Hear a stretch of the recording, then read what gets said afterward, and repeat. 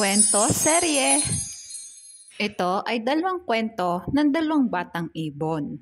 Unahin muna natin ang kwento na si Pilo ang batang bluebird. Noong isang maaraw na umaga, napansin si Pilo ng kanyang ina na nakatingin ito sa isang agila. Kaya naman, kinausap niya ang kanyang anak. Pilo, tila ikaw ay talagang namamangha sa paglipad ng agila. Wika niya kay Pilo. Ina, bakit hindi ko kayang lumipad tulad ng isang agila? Sinubukan kong tularan siya, ngunit ako ay napahamak. Sagot ni Pilo.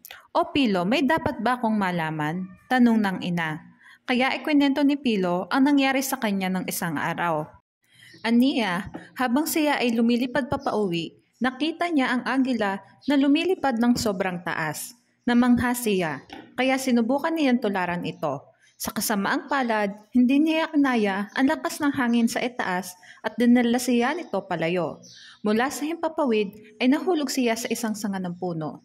Nalungkot ang kanyang ina sa kanyang nalaman. Sinabihan niya si Pilo, Anak, ang pakpak ng agila ay napakalapad at napakahaba. Ito ang dahilan kung bakit kaya nitong lumipad ng napakataas. Kailangan nila ito dahil sila ay madalas asintahin ng mga mangangaso. Kumpara sa atin, mas malawak ang kailangan liparin ng mga agila dahil mailap at kakaunti ang kanilang mga hinuhuling pagkain. Dito sa ating lugar ay napakasagana ng pagkain kaya hindi na natin kailangan lumipad ng napakalayo o kataas. Ang pagkakaiba-iba ng anyo ng bawat nilalang ay may kanya-kanyang silbi ayon sa kanilang pangangailangan. Dahil sa sinabi niya ay naunawaan ni Pilo ang kagandahan ng pagiging isang maliit na ibon. Ngayon ay atin naman pakinggan ang kwento na si Yela, ang munting agila. Sa isang napakalawak na bulubundukin ay merong napakayabong na gubat.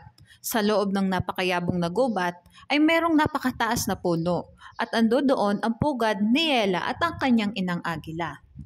Papaalis na nga ang ina ni Yela upang mangaso ng pagkain, ngunit naisipan ni Yela na tanungin ito. Ina, maaari mo ba akong turuang lumipad? Tanong ni Yela sa kanyang ina. Pasensya na anak, pero hindi ka pa maaaring umalis sa pugad natin. Marami ka pang kailangang matutunan. Sagot ng ina. Ngunit ina, pakiramdam ko'y wala akong natututunan dito sa ating pugad. Sabi ni Yela. Yela, kung sa tingin mo ay ganoon, nagkakamali ka. Natatandaan mo ba ang mga pagkaing ibinibigay ko sa'yo? Kahapon ay kumain tayo ng isda at isa na iyon sa mga pagkaing alam mo na pwede nating kainin.